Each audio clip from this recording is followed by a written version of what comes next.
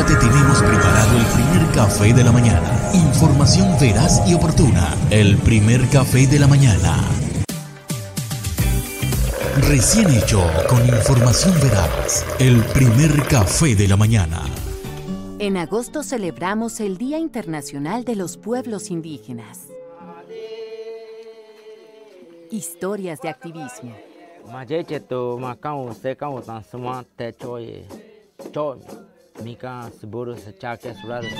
Cine. A reflejar al pueblo en la película. Música. No hay nada más importante que la experiencia humana. Nada. La experiencia de vivirlo con tus 5 sentidos ahí. Sabores y mucho más. Que comían los antiguos es la que comemos nosotros. En conmemoración de estas comunidades que poseen diversidad de culturas, tradiciones y gran relación con sus tierras.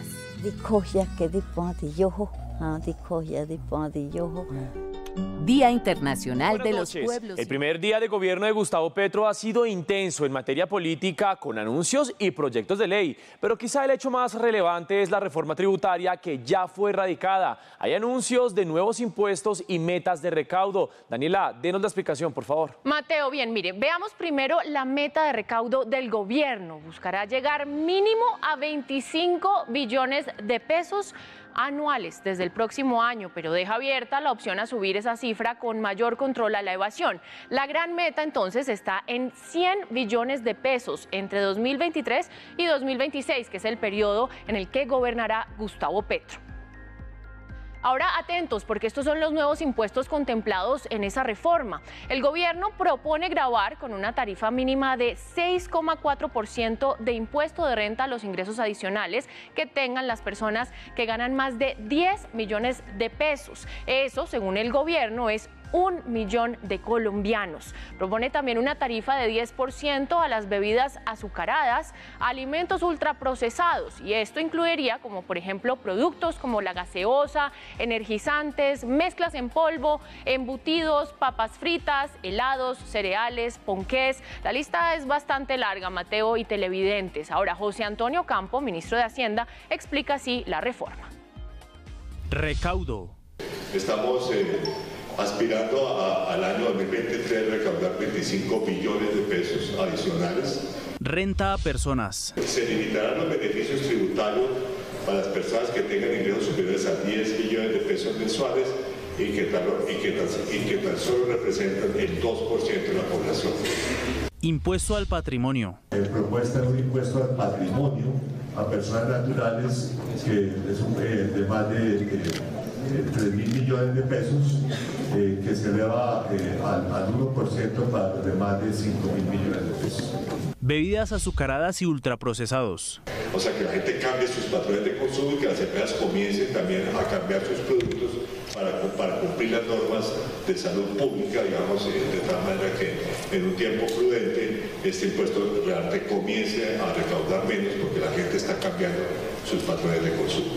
Plataformas tecnológicas. O sea, todos los que venden digitalmente, digamos, Netflix y similares, digamos, para que, digamos, pasado cierto nivel de ventas se considere que están establecidas en el país y por lo tanto paguen impuesto de renta. Impuestos ambientales. Un impuesto a los plásticos de un solo uso. Los plásticos que no son reciclables no se deberían producir y los que por lo tanto los que no son reciclables, que son los de un solo uso, deben ser sujetos de una norma tributaria. El gobierno también propuso la eliminación de los días sin IVA. Bueno, muy buenos días, bienvenidos al Primer Café Colombia. Recuerden, estamos por nuestras redes digitales que cada día van creciendo un poco más. Estamos por Cívica Televisión para todo el departamento norte de Santander. 9 de agosto de 2022, martes, y aquí está el doctor Alonso, como lo prometimos ayer, el doctor Alonso de Yupil. Muy buenos días, doctor Alonso, ¿cómo amanece?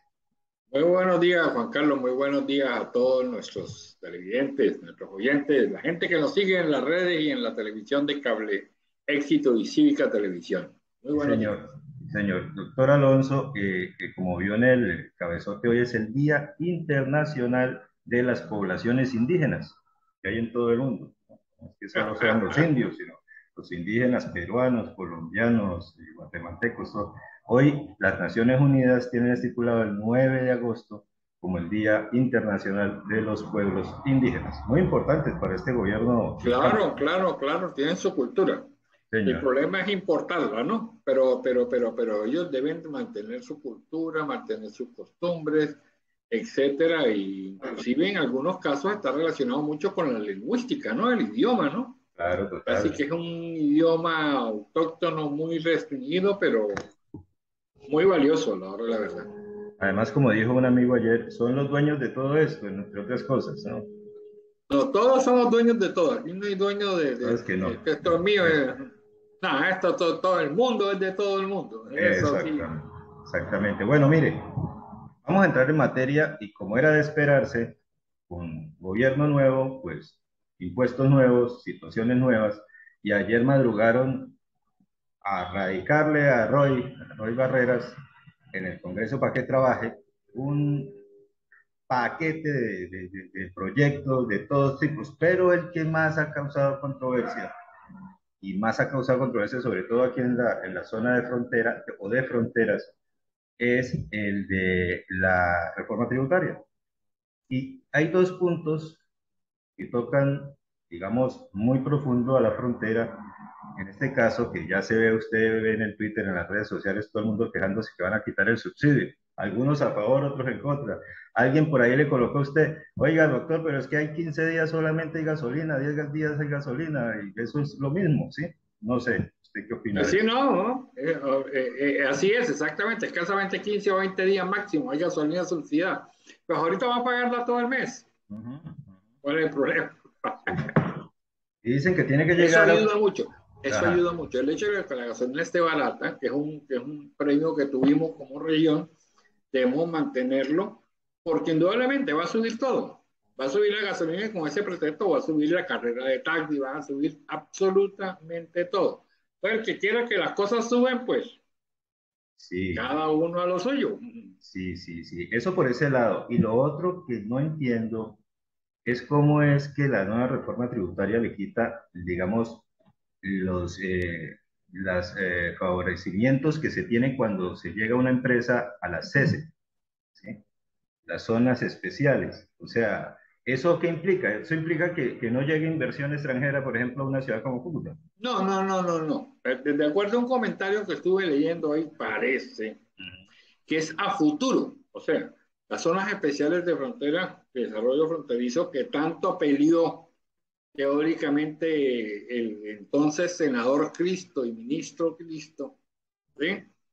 Pues yo no sé cómo va a hacerlo ahorita, porque como ahorita es petrista, uno no sabe qué va a pasar, ¿no? Sí. Pero fue toda la vida peleando eso, lo logró y ahora se lo va a echar para atrás la persona con que él está aliado.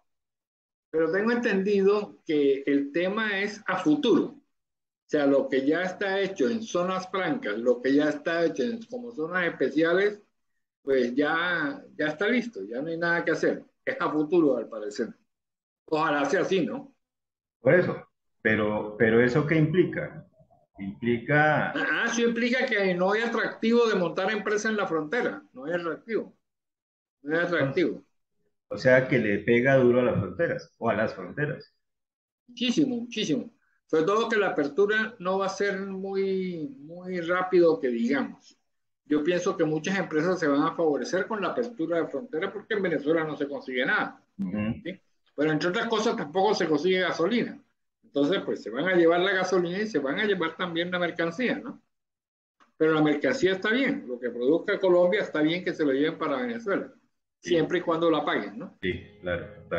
Pues bien, eso vamos a dejarlo como noticia en desarrollo y vamos a irnos prácticamente a otro tema, doctor Alonso, que lo va a proponer. Y polémica en España por esta imagen del rey Felipe VI ayer durante la toma de posesión del nuevo presidente de Colombia. Fue el único jefe de Estado que permaneció sentado cuando pasaba por la tribuna la espada de Simón Bolívar, el arma con la que el Libertador luchó contra los españoles. La ministra Ione Belarra asegura que es inexplicable y pide una disculpa. Unidas Podemos preguntará al ministro de Exteriores si era un acto refrendado por el gobierno.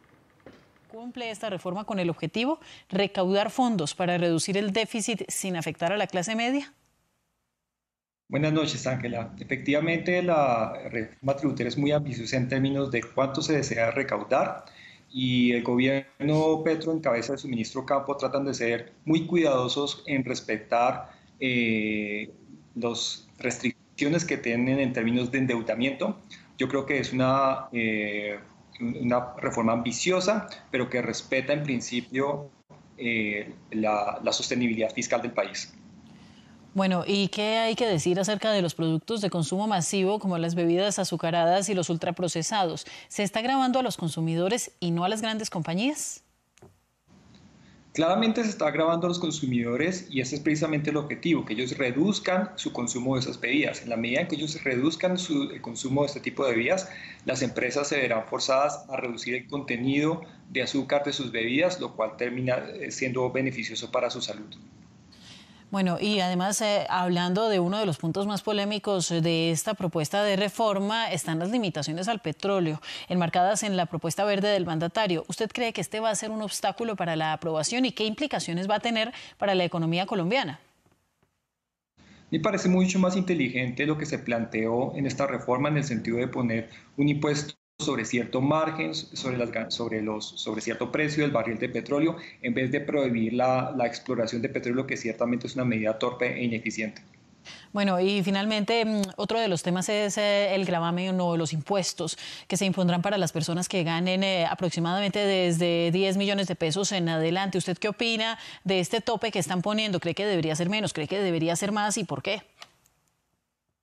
Hay un aumento muy importante en la carga tributaria para estas personas, pero hay que tener en cuenta que estas personas no representan más del 1% de la población más rica del país. Hay que tener en cuenta que solamente el 5% de las personas en Colombia declaramos impuesto de renta. Hay un margen muy amplio para seguir ampliando, que más gente declare y más gente contribuya. Por lo tanto, creo que la reforma es progresiva, pero no lo suficiente. Debería también hacer más esfuerzo para que más personas declaremos y más personas nos sintamos corresponsables con la financiación de las necesidades del país. Bueno, el tema siguiente, doctor Alonso, es que la posesión del presidente generó muchas cosas, ¿no? Y hay una que llegó hasta España, y es que el rey Felipe se quedó sentado cuando pasó la espada de Bolívar. No sé usted qué visión le tenga al asunto. Todos los presidentes se levantaron, se pusieron de pie cuando llegó la espada, y hoy día están en España dándole por la cabeza al rey porque no se paró. Pues yo no sé, yo bien no creo que... Pues yo tampoco me hubiera parado, la verdad, porque una espada es una espada. Ah, que era de Bolívar, sí, pues entonces, pues, no sé, hay algunos países que son más místicos, etcétera. Lo que pasa es que pararse el rey es muy difícil, ¿no? Pues, sí.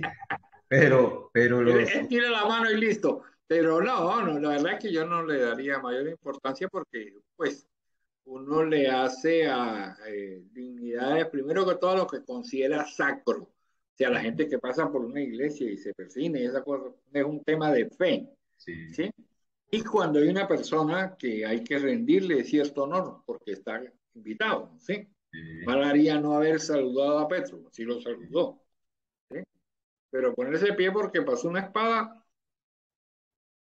Además, pues yo como heredero de la corona y como rey y como hijo de los reyes, pues yo tampoco estuve de acuerdo con que Bolívar hubiese hecho lo que hizo, pues yo tampoco me pongo de pie. Eso es lógico.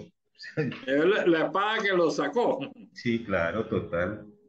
Pero bueno, esa parte de la historia ya no forma parte de los conflictos ni nada de eso. Esos son hechos ya superados, creo yo. Sí. De pronto fue un error de él, no sé, un tema protocolario. La verdad es que la realeza, recordémonos que él no es presidente, ¿no? Sí. Pero era el representante del gobierno español. No, del gobierno no, del pueblo español, que es diferente. El pueblo. El gobierno es gobierno, es el primer ministro. Es representante del pueblo español, del reino. ¿Sí? Que no sé hasta dónde que los protocolos reales y monárquicos, cada país tiene sus normas, y de pronto, ese muchacho es muy pila, él hace lo que debe ser, de pronto no está incluido. Vamos a pedirle un consejo a nuestros compañeros en España, a ver qué nos dicen de lo del rey. Sí. a ver qué visión tienen de eso. Entonces, pues vamos a dejarlo del rey ahí porque, pues, rey puesto, ¿cómo es? A rey muerto, rey puesto. Lo que nos recomiende Damaso, lo oímos. Vamos a hablar con Damaso hoy en el transcurso del día. Vamos a otro tema. Ya regresamos. Amor, llegó el recibo del agua. Ay, sí, amor, voy a ir a pagarlo de una vez para poder participar este viernes en el sorteo millonario de Aguas Capital. Están en juego 11.500.000 pesos. Así como lo oyes, paga tu recibo y ponte al día para que puedas llevarte 11.500.000 pesos. Conéctate este viernes a nuestro Facebook Live desde las 7 de la noche. Recién hecho, con información veraz, el primer café de la mañana. Y a 55 casos ascendió el número de personas contagiadas con la viruela del mono en Colombia. Bogotá es la región que tiene más pacientes con la enfermedad. A la fecha, 162 personas han sido sometidas a análisis para detectar la enfermedad, de los cuales 65 casos fueron descartados por el Instituto Nacional de Salud. Bogotá es la zona más afectada con 41 casos de contagio, seguido de Antioquia con 4, Risaralda 3 y Tolima 2. Según el INS, el país está en una fase de epidemia concentrada, es decir, el virus afecta al mismo grupo poblacional. Es importante tener en cuenta los mecanismos de transmisión viral. Esto básicamente implica un contacto piel-piel. Recordemos que la enfermedad tiene una característica que es una erupción, que tiene unas lesiones vesiculares cuyo líquido genera la transmisión de los virus. Una de las estrategias para evitar la propagación es el reporte de síntomas a los centros de salud. Fiebre, malestar general y un brote generalizado en la piel. Ese brote que es como salpullido, pero que tiene como unas pústulas que pueden ser vesículas, esa es la vía de contagio. Hasta el momento no se descarta que sea una transmisión comunitaria, como se registra en 89 países del mundo. No es una pandemia, no es como el COVID. Es simplemente una alerta máxima y la tenemos tan clara porque no solamente está afectando a Colombia, está afectando a otros países. Colombia cuenta con 28 laboratorios para el análisis de muestras asociadas con la viruela símica. Suben los casos de viruela del mono en Madrid. Según la Consejería de Sanidad, hay 2.078 casos confirmados este lunes en la comunidad y se han administrado 1.184 vacunas. La vacunación en Madrid se realiza con cita previa, siguiendo los criterios de edad y los protocolos establecidos a nivel nacional. Según los datos del Ministerio de Sanidad actualizados el pasado viernes, Madrid encabeza las cifras de contagios.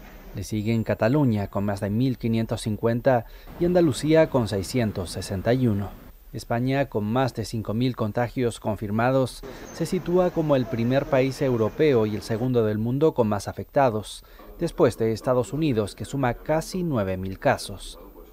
Un brote declarado emergencia de salud pública internacional por la Organización Mundial de la Salud a finales de julio.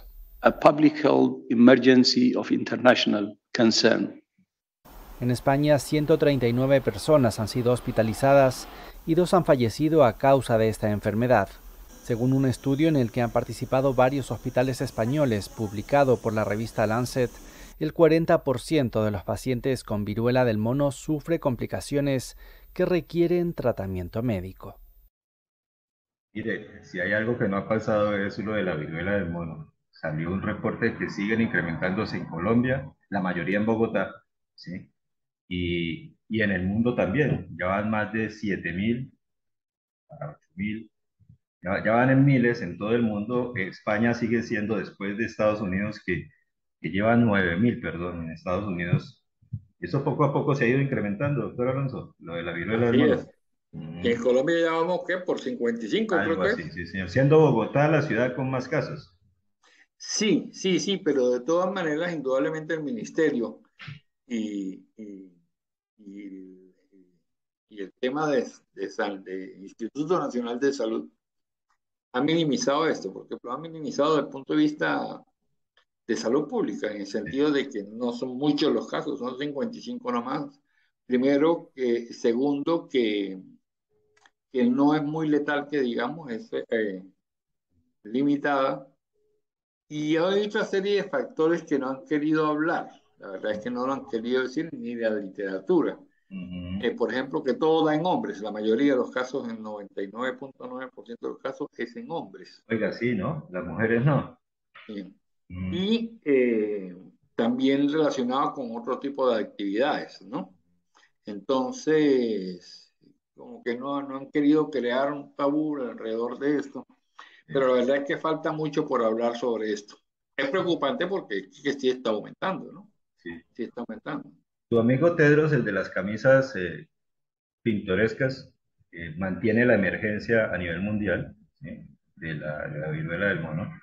Dice que está muy complicada la cosa, pero no sé si es que él quedó, después de lo del COVID, quedó él como asustado para todo, entonces... Sí, esa es la verdad. Y lo reeligieron y ahí está de nuevo, nos lo vamos a chupar un rato largo. Pero ese señor es un político, lo que trata ahí es de minimizar las cosas. Ese señor no tiene ni idea de lo que habla, o por lo menos se guarda muchas cosas. Mire, como estamos en el segmento de salud del programa y como estamos hablando de políticas y de políticos, ahí nombraron digamos, los segundos de la doctora Corcho, que dentro de lo que ha dicho la doctora Corcho y también la ministra del Trabajo, es que algo que ayer le comentaba yo a alguien, yo eso lo vengo escuchando desde que yo tenía pelo, doctor Alonso, que van a acabar con las OPS en este país.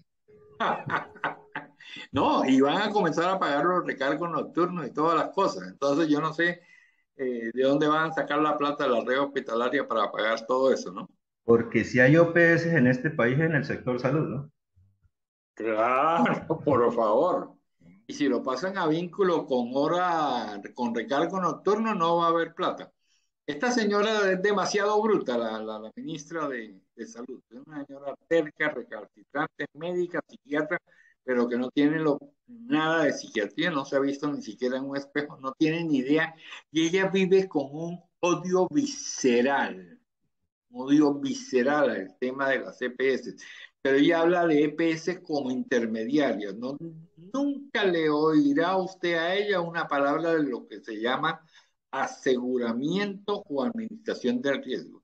Ella siempre habla de EPS intermediarias ladronas, ¿sí? Cuando le tocó administrar una EPS, hacer intermediación y hacer administración del riesgo y administración del sistema, se corchó, las quebró. Sí, y nombró a sus viceministros, un odontólogo especializado, magíster en salud, en seguridad social, salud pública, antioqueño, y un viceministro en salud pública que fue el mismo de salud pública de la administración de la Bogotá Humana, ¿sí? Esos son los de la gente con la que ella estuvo en la alcaldía, y esa fue la gente que quebró la red hospitalaria, y esa fue la gente que quebró la EPS Capital Salud. O sea, ella lleva a su gente que le camina, indudablemente, ¿sí? Ella me nombra a mí de viceministro por decir algo, y no le duro 2 minutos, porque es que no comparto absolutamente ningún pensamiento con esa señora, y esa señora se va a reventar el sistema como no haya oposición, pero la va a encontrar. Bueno, vamos a ver qué pasa en estos primeros 100 días de los cuales llevan 2, ¿no? Quedan 98 días de los primeros 100 días del gobierno del presidente Gustavo Petro, que ojalá le vaya bien, porque si le va bien a él, nos va bien a todos en este país, doctor Alonso. Entonces, vamos a cambiar de tema, que tengo un tema interesantísimo. Agentes del FBI registran la mansión de Florida del expresidente de Estados Unidos, Donald Trump. Trump se encontraba en Nueva York en ese momento, pero posteriormente emitió un comunicado en el que denunciaba que los agentes llegaron a forzar su caja fuerte. Buscaban documentos oficiales, incluido material clasificado que el expresidente se habría llevado de la Casa Blanca en lugar de entregarlo al archivo histórico, como marca la ley. Mire, se le metió el FBI a la casa del señor Trump. Sí supo, ¿no? Allá en Mar-a-Lago. Sí, en Mar-a-Lago, en la Florida. Bueno, ¿y qué encontraron? ¿Qué estaban buscando? ¿Y qué encontraron? Teóricamente estaban buscando unos documentos que al parecer no aparecieron en la oficina presidencial. ¿Sí? Y dice la noticia internacional textualmente, se embolsilló algunos documentos. ¿Sí? Así dice la noticia. ¿Eran de la Casa Blanca? Pues de uso tal vez privativo de la oficina de presidencia, de la oficina oval que llaman allá. Ave María. ¿Sí? Pero la pregunta que hace es, bueno, sí, fueron. A cualquiera pueden investigarlo y pueden allanarlo y pueden revisarlo. Esa es la justicia, ¿no? La pregunta es, ¿qué encontraron? ¿A cuántos presidentes de Estados Unidos se les habrá metido a la casa del FBI a allanarle la casa? Creo que es lo Yo más, creo que ¿no? es precisamente lo llamativo del caso, porque yo creo que es primera vez. Yo creo que es primera vez. Primera vez. Bueno, y allá están en campaña, ¿no? No, ya está en campaña y todo eso lo va a utilizar a su favor. Todo eso lo va a utilizar a su favor y eso no lo dudo. Porque es que le va a pasar. Presidente Donald Trump, segunda parte. Claro, porque es que el jefe de campaña es Biden. Sí, es como Duque. El jefe de campaña de Petro fue Duque. ¿Sí? Le dio papayazo para que se subiera. Y vi a las mujeres del Centro Democrático ayer en un video haciendo ¿sí las vieron, doctor Alonso? Derecho a réplica. Pues no me parecieron bien argumentados. Y respetuosas, ¿no? A unos temas, por ejemplo, es que por ejemplo, en el tema de la paz, que estuve leyendo comentarios al respecto, y es casi que como abrirse de piernas como el caso que se ha hecho con la FARC, que ni han pagado, ni han hecho paz, ni han cumplido, ni están presos, y están ganando sueldo y ganando plata, ¿sí? Y de paz no ha habido, seguimos un conflicto peor, ¿sí? La FARC violenta, los violentos, porque estos señores que están en el Senado, ellos no cogieron una pistola nunca, ya están viejos, están retirados, están jubilados, no podían coger un arma. Entonces lo que hicieron fue básicamente el proceso de paz, fue jubilar a los viejos y el resto de jóvenes que querían seguir haciendo plata, porque como no podían ser senadores, querían seguir haciendo plata, pues se dedicaron al narcotráfico, ¿sí? Y a la delincuencia, y en eso están. Y en Colombia, ¿qué ganó? O sea, ¿cuál paz? Pues ayer, y ahorita todos quieren paz. Sí, inclusive hasta unos extraditados que están en los Estados Unidos, creo que uno como que es paramilitar y el otro no sé qué es. Pero eso es una paz diferente, ¿no? ¿En qué sentido? Es la paz total. Es la paz total, doctor Alonso, y pues yo estuve revisando ayer en la cuenta de Twitter de Indepaz, que es la fundación que lleva esa terrible estadística de los muertos, todo tipo de muertos, masacres, y acá en Colombia, y lleva 2 días sin sumar a esa lista. Esperemos que eso siga así. No, que están intentando negociar, porque bueno, con el gobierno anterior le hicieron plan pistola con la policía y siguieron. Entonces ellos quieren mirar ahorita, bueno, vamos a darle una tregua ahí para ver qué nos dicen de qué nos pueden dar. ¿Sí? Y si no lo definen rápido, regresa de nuevo el tema. Es que es muy difícil ese tema del narcotráfico y hacer contubernio con el narcotráfico. También inició el proceso de paz ya en forma con el ELN, parece, ¿no? Ya como que eso va a ser express. Ojalá también suceda. Vamos a ver. Yo voy a cambiar el tema. Attack to a nuclear plant is a suicidal thing, and I hope that those attacks will end.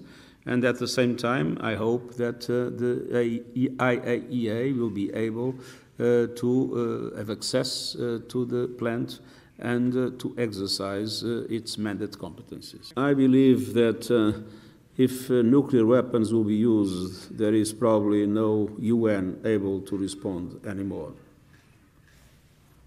We might all not be here anymore. I'd like to underline that in Hiroshima, I made 2 concrete asks. First, ask the nuclear-armed countries to commit to no first use of nuclear weapons, and ask nuclear-armed countries never to use or threaten non-nuclear-armed countries with the use of nuclear weapons with full transparency in relation to their arsenals. I hope these asks will be taken seriously because we are witnessing a radicalization in the geopolitical situation that makes the risk of a nuclear war again something we cannot completely forget. this would be the destruction of the planet. And what is clear is if nobody uses for the first time, then there will be no nuclear war.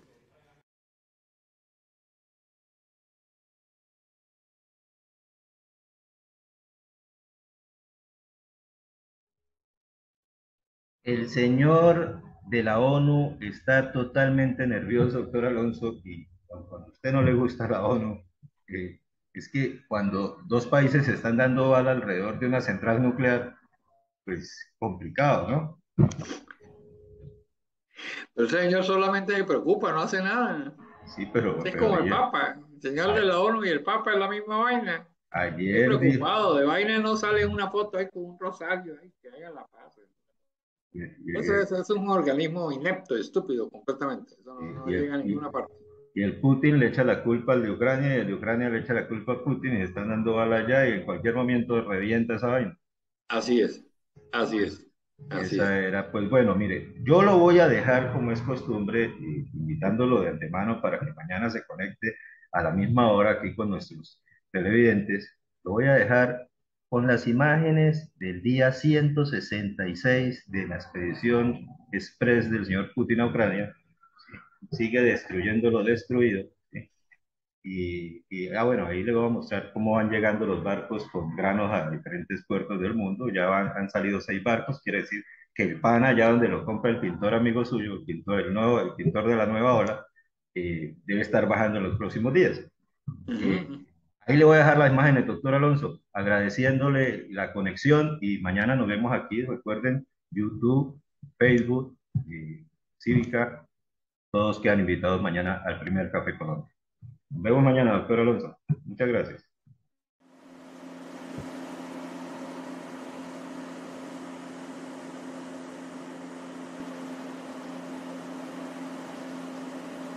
Arındırılmış olan koridorlarda bunlar mayınlı diyeceğimiz sahalardan arındırılmış bölgelerdi.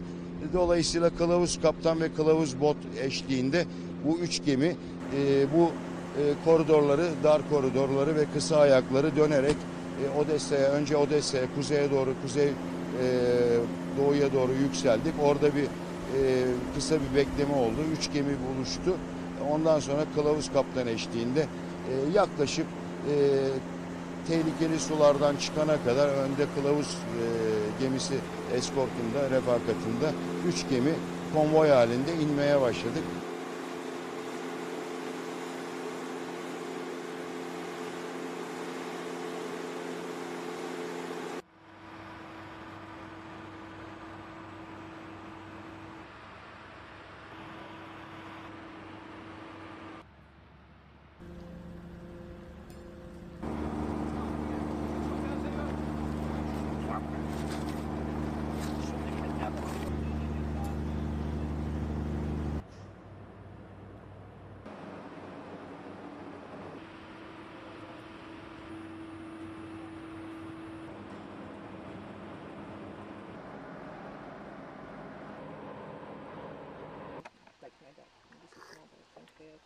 Я другого места не знала просто.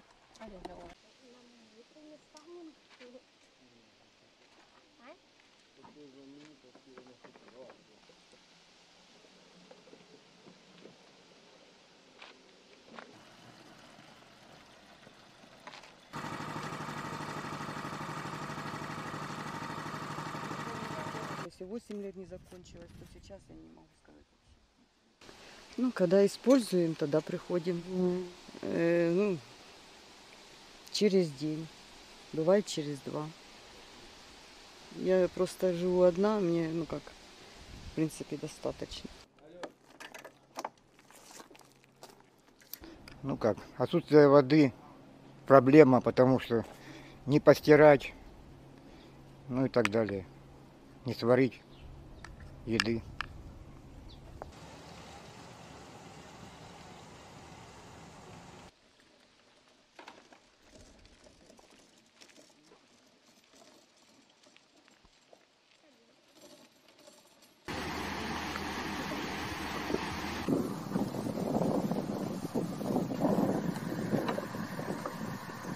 So just to repeat that this is the biggest power station in Europe. nuclear power station in Europe. And if something happens, so there will be huge consequences, not only for Ukraine, probably all Ukraine will be contaminated, but for Europe as well.